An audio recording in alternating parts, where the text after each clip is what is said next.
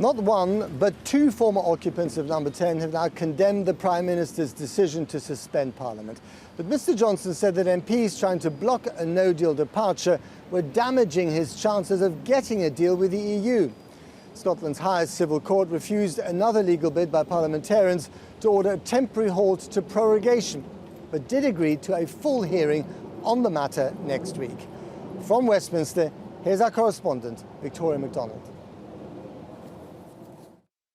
Hi, good morning. Hello, good morning, good morning, good morning.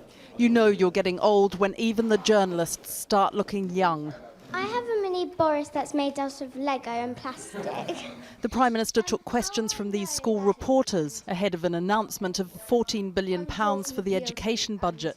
I'm an Arsenal fan. I think Arsenal will do well this season. Right. What makes you feel you'll have a good year this year? Right. We will tell you his response later. But after this session, he sat down for brief interviews with other broadcasters, except Channel 4 News, and was asked how worried he was about attempts to block him from a no-deal Brexit. It's vital that our EU friends don't constantly think at the back of their minds, this thing could be blocked in Parliament. There's no way that the Brexit can be thwarted anyway. If they think Brexit can be blocked anyway, they're not going to give us the deal we need. This interview was given before the former Prime Minister John Major announced that he wants to join the court action next week by the anti-Brexit campaigner Gina Miller to prevent the shutting down of Parliament. He said in a statement, "I promised that if the Prime Minister prorogued Parliament in order to prevent members from opposing his Brexit plans, I would seek judicial review of his action." This was delightedly described by some commentators as blue on blue. The Prime Minister has ordered a suspension of Parliament for up to 5 weeks before a Queen's speech on October the 14th. What Boris Johnson has done by calling this very lengthy prorogation in the middle of a political crisis is in effect ignoring the conventions and the precedents, so that's pushing it into the courts. It's pushing us in the direction of a legal constitution, which is more like what most other countries have. So what he's done is unprecedented, and we could see potentially unprecedented action by the courts to stop him. In the first round, however, the Scottish court today rejected a request to immediately block that suspension, though it has agreed to a full hearing on Tuesday with a similar case to be heard in Northern Ireland. And in the meantime, a second former Prime Minister, this time Gordon Brown, said following talks with several senior EU leaders, he believed the European Union will withdraw the October 31st Brexit deadline, and that could put pressure on Boris Johnson to reach a deal. Any suggestion, though, of a deal infuriated the Brexit Party, which warned they would hold the Prime Minister's feet to the fire if he does not go for a clean break. If he's prepared to put country before party and to go for a clean break Brexit, which we believe is the right answer, the right solution, the best deal now, then we will help him, we will support him. We will not stand candidates against Conservative Party candidates if he's trying to do the right thing. If he wants to do the right thing, then we will do the right thing. But if he wants to reheat this withdrawal agreement, we will fight him in every seat to prevent that happening. If you think this week has been a political rollercoaster, just wait until next week. That's when MPs return to the House of Commons, and when, as we understand it, those opposed to a no-deal Brexit will attempt to take control of the order papers and to, as Jeremy Corbyn put it, legislate rapidly. Which brings us back to the question from the young reporter about how the Prime Minister's year is looking. Boris Johnson said, not surprisingly, that he thinks he's going to have a good year. Once, he said, we get all this Brexit thing done. Victoria MacDonald. Well, the SNP's Joanna Cherry led the legal challenge brought by 75 parliamentarians in Scotland's top civil court, seeking to block the Prime Minister's decision to suspend Parliament. I spoke to her earlier and began by asking her if she's looking at the courts to solve problems where politicians can't. No, we're looking at the courts to review the exercise of power by the executive and to prevent the executive from shutting down Parliament. So it's quite the opposite of what you say, Matt. What we're trying to do is make sure that Parliament sits for the planned length of time so that it can carry out the scrutiny of Brexit envisaged in acts of Parliament such as the EU Withdrawal Act. Despite the suspension of Parliament, you do have a few days to get your act together. Do you think you can? Well, clearly what the legal actions are seeking to do is to prevent Parliament from being suspended. But in the meantime, I and others are working cross-party to hatch a strategy for next week to make best use of the time that we have. So all is not lost, but the importance of the court actions is to review the legality of the Prime Minister's actions in effectively shutting down Parliament for reasons that are now in the public domain. I mean, the cat's out of the bag, given what the Defence Secretary said off camera, and indeed given interviews that Boris Johnson himself has given. The reason for shutting down Parliament is he knows he can't get his way while Parliament's sitting, so he shut it down. Now, that's the sort of thing that happens in unelected dictatorships, not in one of the oldest democracies in the world. Gordon Brown, the former Prime Minister, said today that the United Kingdom was now in peril. For you, this is a bit of an opportunity, isn't it?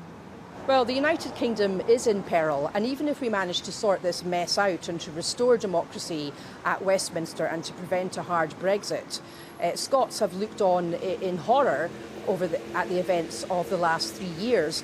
And as a series of opinion polls have recently shown, if there were to be another independence referendum, the majority of people would vote yes. Despite all the outrage, the developments in London this week are, for the Scottish National Party, a blessing in disguise, aren't they? A blessing in disguise for Scotland. Well, a hard Brexit could never be described as a blessing in disguise for Scotland, nor could a no-deal Brexit be described as a blessing in disguise, because the Scottish economy and Scottish society will take massive hits, and it won't be rich people like Boris Johnson and his chums that suffer. It will be my working class constituents in Edinburgh South West who will suffer job losses and food shortages and medicine But it gives you a much stronger case for independence. So I'm keen to prevent that from happening. But the fact of the matter, Matt, is that the case for independence exists independently of a no-deal Brexit.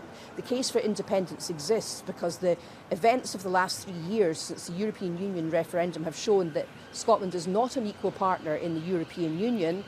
Scotland is not an equal partner in the United Kingdom. Scotland's views and Scotland's voice is not respected, and that the Westminster Parliament can run roughshod over Holyrood when it so wishes.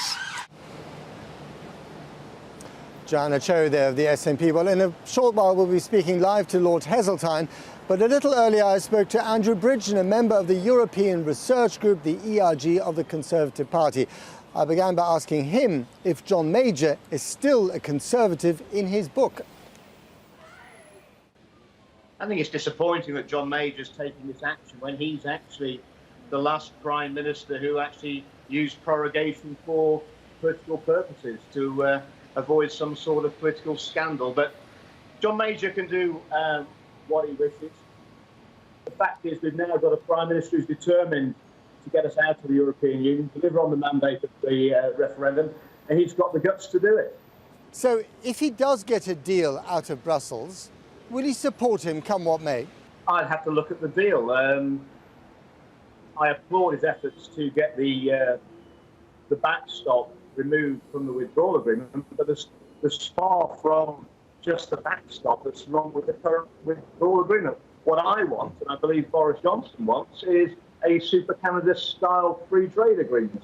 I think we can have that by triggering GATT 24, offering a quota to tariff-free trade for 10 years while we enter into detailed and comprehensive talks for a free trade agreement with the European Union, which will be the biggest customer for EU goods. 70% of all their exports should come to the UK after we leave. But if he comes back from Brussels with something less than that, are you still prepared to pull the plug on Boris Johnson, the Prime Minister, as you did on Theresa May?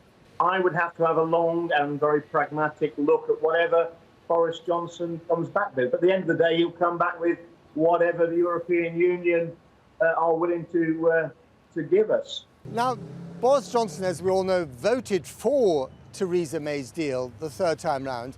Do you actually trust him? Boris is a political realist. He knows as well as I do what's required of the Conservative government. We've got to deliver on the mandate and leave the European Union. We've already missed 2 deadlines, and the country has noticed. You'd have seen how we dropped in the polls at the European elections, and you've seen since Boris has taken a more Eurosceptic line than his predecessor, how we've risen in the polls. We're heading for a general election. I think in the next 9 months, we have to have left the European Union. Boris understands that. If that Parliament votes to extend the deadline to delay Brexit yet again, should Boris Johnson, the Prime Minister, ignore Parliament?